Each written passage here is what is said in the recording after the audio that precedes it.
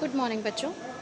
आज के वीडियो में हम पढ़ने वाले हैं किसके बारे में, आपको दिखाई दे रहा होगा स्क्रीन पे, human skeleton. Yes, as we are continue with the chapter body movement, and we have already studied in our previous lesson about how different type of body movements and how these movements occur in our body. So in last session we have studied that two structures like muscles and bones and their joints also. Muscles, bones and their joints, they helps in movement of our body. So in this particular video we will go through the human skeleton system, the system which is made up of bones, right? So bones के बारे में हम इस particular lesson के अंदर पढ़ने वाले हैं. So let's start. This is the human skeleton dancing here on the screen. This is human skeleton. So many bones are there, and you can see clearly, you can observe the movement of two bones at the joints. And you can see you can observe the joint between the bones of hand, the bones of upper arm and the bone of lower arm, and also the bones of hand. Between these bones you can see the joint as well as the movement which is going on at this joint. Same in the legs, at the point of knee and at the ankle you can clearly observe the movement between two bones. So these movement allow us to move and move in different way. These joints allow us to dance, to walk, to run, right, to jump. All these movements occur because of these joints between two bones, right? Let's start with the human skeleton. This is the human skeleton.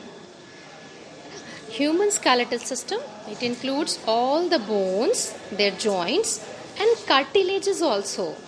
What are cartilages? Cartilages are hard but flexible tissues. जैसे bones होते हैं हमारी body के अंदर, hard होते हैं और flexible नहीं होते हैं. किसी भी बोन को आप बेंड नहीं कर सकते हो. These are hard structures because of deposition of calcium, but cartilages are soft structures. इसमें कैल्शियम नहीं होता है, तो कार्टिलेजेस जो होते हैं वो बोन्स की तरह ही सपोर्ट देने वाले हैं. कहीं कहीं पर मौजूद होते हैं, हार्ड टिश्यूज़ हैं, सपोर्टिव होते हैं, बट सॉफ्ट होते हैं, बेंट हो सकते हैं ना, फ्लैक्सिबल हैं कंपैरेटिवली. बोन्स के कंपैरेटिवली कैसे हैं? फ्लैक्सिबल हैं. जैसे आप अपनी नोज़ को टच करिए, है ना, कुछ हार्ड स्ट्रक्चर आपको नजर आएगा, लेकिन उस टिप को पकड़कर अगर आप हिलाएंगे थोड़ा सा तो आपकी नोज़ जो है वो मूव कर जाती है. ठीक है. इसी तरीके से आपका जो एक्सटर्नल ईयर है, ईयर जो है उसको पकड़ कर की भी अगर आप बैंड करेंगे, छूने से थोड़ा सा हार्ड लगेगा, है ना. ऐसा नहीं है कि बिल्कुल सॉफ्ट है, लेकिन थोड़ी सी हार्डनेस है उसमें, लेकिन फ्लैक्सिबल है. अगर आप उसको थोड़ा सा मूव करेंगे, बैंड करने की कोशिश करेंगे तो वो बैंड हो जाएगा. So this external ear and your nose, tip of nose, it contain cartilage. Cartilages are flexible tissues. ठीक है. So bones, cartilages and bones के बीच के जो जॉइंट्स हैं ये मिलकर हमारा स्केलेटन सिस्टम बना देते हैं. ठीक. In adult human there are 206 bones. Total 206 bones are there in the skeleton of an adult. Birth के टाइम 260 होती हैं अबाउट, और मेच्योर एडल्ट होते होते 206 रह जाती हैं, और बिफोर बर्थ और भी ज़्यादा होती हैं, है ना. सो बोन्स का नंबर जब हम मदर बॉडी के अंदर होते हैं, फीटस होते हैं, तब ज़्यादा होता है. बर्थ के टाइम और रिड्यूस हो जाता है, और एडल्ट होते होते और रिड्यूस होता है. आपने देखा होगा बच्चे फ्लैक्सिबल होते हैं, लेकिन बड़े जो होते हैं उनमें उतनी फ्लैक्सिबिलिटी नहीं होती है. उसका रीज़न क्या है कि ये बोन्स जो हैं, जैसे जैसे हम एडल्ट होते हैं वैसे वैसे हमारी बोन्स जो हैं वो फ्यूज होती जाती है, उनका नंबर कम होता जाता है, और जॉइंट्स कम हो जाते हैं. अब जॉइंट्स कम हो जाएंगे तो फ्लैक्सिबिलिटी कम हो जाएगी, क्योंकि हम कहाँ से मूव कर पा रहे हैं? हम जॉइंट्स से ही तो मूव कर पा रहे हैं. ठीक है. So there are 206 individual bones in the human skeletal system of adult person. ठीक है, of an adult person. अब ह्यूमन स्केलेटन सिस्टम जो है, इसमें कौन कौन से मेजर पार्ट्स अगर अपन देखें तो स्कल, जो हमारे हेड और फेस को जो बनाता है वो स्कल है. हमारे नेक में जहाँ पर हमारी टंग अंदर से जुड़ी हुई होती है उधर होती है हाइओइड बोन, और उसके बाद फेस के साथ ही अंदर की तरफ हेड में जुड़ी हुई होती हैं हमारी ईयर बोन्स. हमारे ईयर के अंदर भी बोन्स है, अंदर की तरफ। बाहर वाला जो ईयर है ये कार्टिलेज का बना हुआ है, और अंदर जो है इसमें 3 बोन्स होती हैं, इनको कहते हैं ईयर ऑसाइकल्स या ईयर बोन्स। ठीक है, उसके बाद आती हैं रिब्स, हमारी पसलियाँ, sternum, the breast bone, back bone जो है हमारी उसको हम कहते हैं वर्टिब्रल कॉलम। फिर हमारे अपर लिम्स यानी हमारे हैंड्स, लोअर लिम्स, हमारे लेग्स, हमारे शोल्डर की बोन्स और हमारे हिप्स की बोन्स, पेल्विक एंड पेक्टोरल गर्टल्स। ठीक है, ये सब मिलकर हमारा स्केलेटल सिस्टम बनाते हैं, which is shown here in the figure. आपको रोटेट करता हुआ नजर आ रहा होगा स्केलेटन, इसके अंदर ये सारे डिफरेंट बोन्स दिखाए हुए हैं। अभी मैं एक एक करके आपको हर पार्ट्स पे लेकर जाऊंगी स्केलेटन सिस्टम को समझने के लिए। These are the bones of skull, देख सकते हैं आप, ये जो स्कल आपको नजर आ रहा है इसके अंदर about 22 bones are there in the skull, है ना, and which are fuse together except the mandible. Mandible is the lower jaw.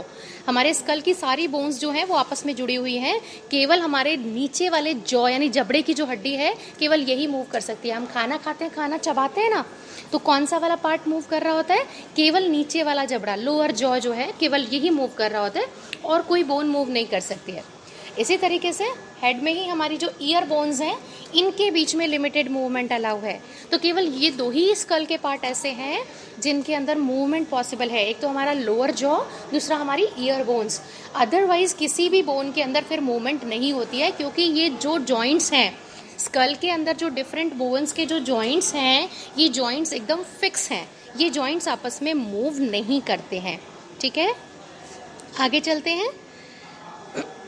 Fix joint, ये जो जॉइंट जो मूव नहीं करे थे, देखिए आपको यहाँ डायग्राम में दिखाया हुआ है, ये स्कल में डिफरेंट बोन्स खोल के दिखा रहा है बार बार। ये इतनी सारी बोन्स यहाँ पर जुड़ी हुई हैं, लेकिन ये सारी बोन्स जो हैं, आप लेफ्ट साइड के डायग्राम में देखिए कि ये सारी बोन्स, ये जो रेड लाइन दिख रही है, ये रेड लाइन है सूचर, जो फिक्स जॉइंट को बता रही है कि ये सारे बोन्स जो हैं वो हेलमेट की तरह से आपस में जुड़े हुए हैं।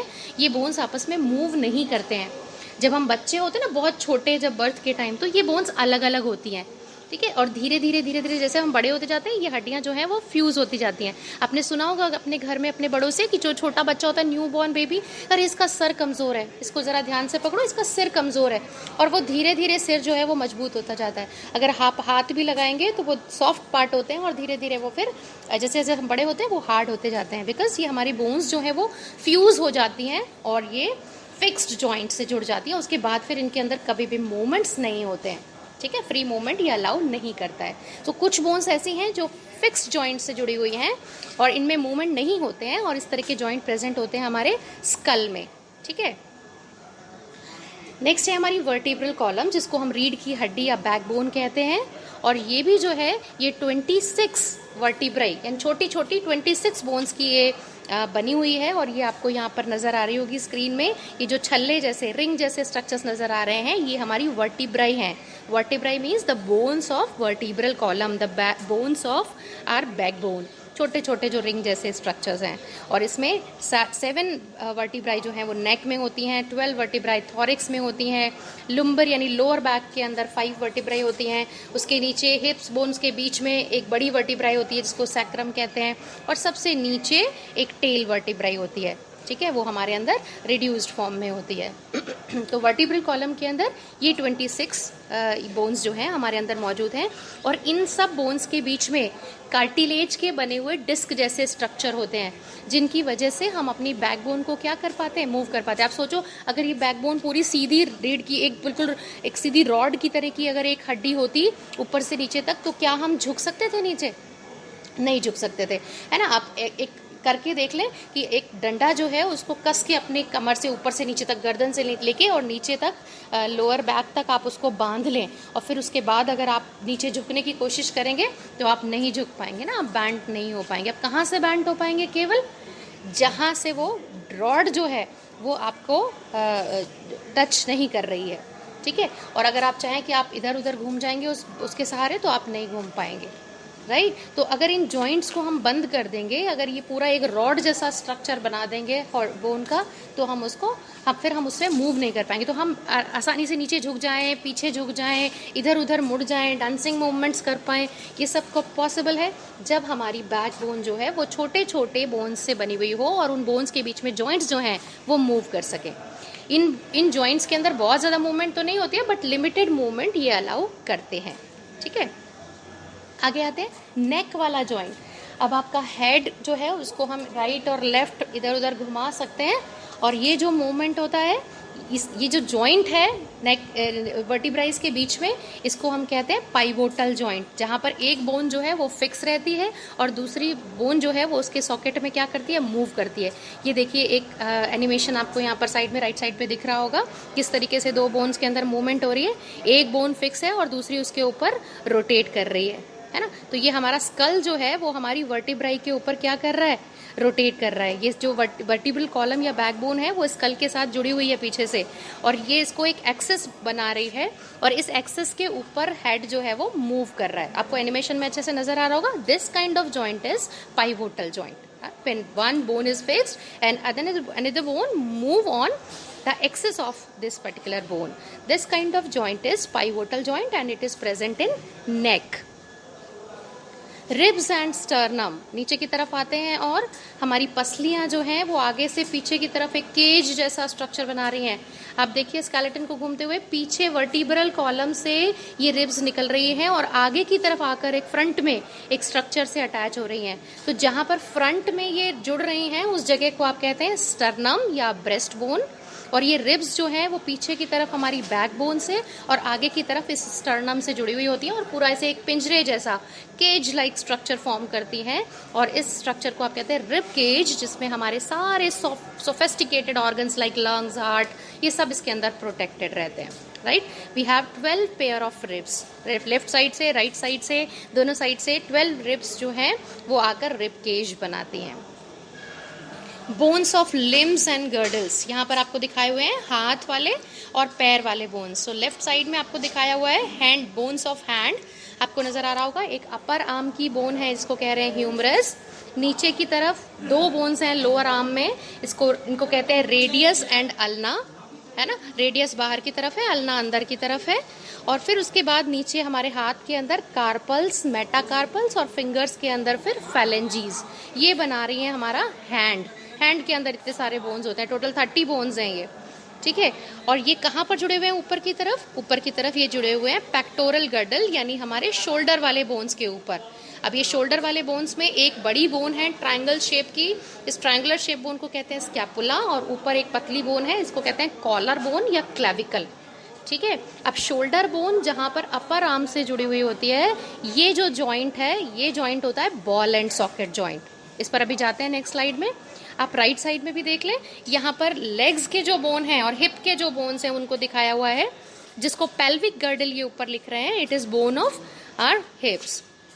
सो दो पेल्विक गर्डल्स हैं, और दोनों पेल्विक गर्डल से एक एक लेग जो है वो अटैच्ड है।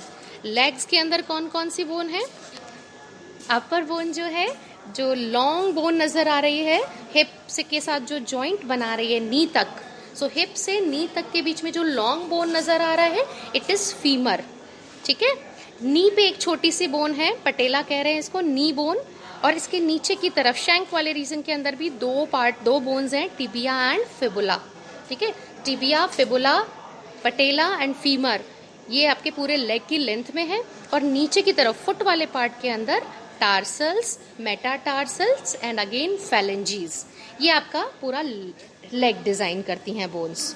राइट, अब इसी तरीके से जहां पर हिप से आपकी फीमर जुड़ी हुई है यानी आपकी थाई बोन जुड़ी हुई है, वो जो जॉइंट है, इस जॉइंट को हम कहते हैं ball and socket joint, and it is the freely movable joint.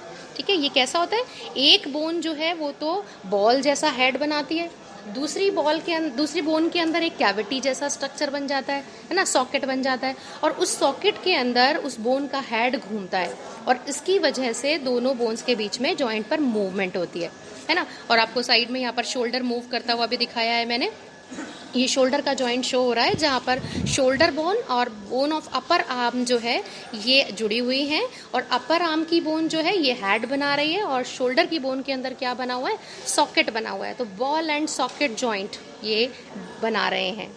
ठीक है, फ्रीली मूवेबल जॉइंट है, हर डायरेक्शन में इसमें मूवमेंट हो सकती है। आप अपना हाथ घुमा के देखें, आप हर डायरेक्शन में घुमा सकते हैं, गोल गोल ऊपर से नीचे तक पूरा राउंड ले सकते हैं, आगे पीछे किसी भी डायरेक्शन में हाथ को लेके जा सकते हैं।